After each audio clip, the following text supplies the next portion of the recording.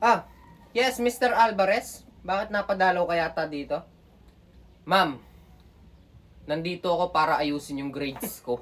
So, nandito ka para ayusin yung grades mo? Anong gagawin mo? Makikiusap ka? Nako, iho, uunahan na kita. Wala nang magagawa yung pakiusap mo. Kahit dalhin mo pa dito yung magulang mo.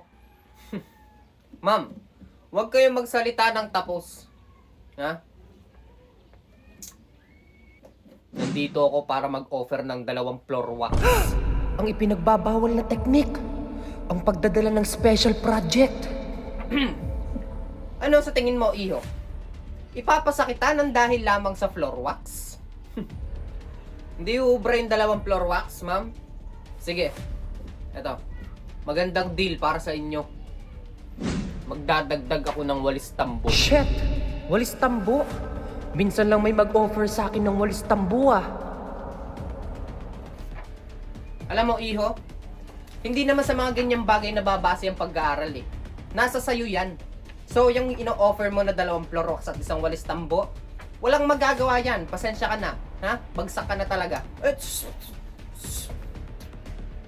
Wait lang. Sige.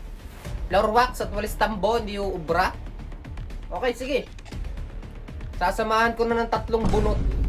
3 bunot. Bali, nag-offer ka sa akin ng 2 floor wax, isang walis tambo at 3 bunot. Sa tingin mo, tataas ang grades mo ng dahil dyan? Nako, iho, kanino ko pang sinasabi? Wala nang magagawa yan. Bagsak ka na talaga. Ayaw nyo talaga? Ha? Sige. Huling offer ko sa inyo, ma'am. Ipasa nyo ako. At magdadala ako ng 1 kilong rambutan. Uy! Rambutan! Favorite ko yan!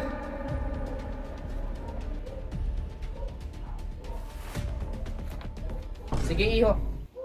Ipapasa kita. Ikasa mo. Deal, deal. Pasado ka.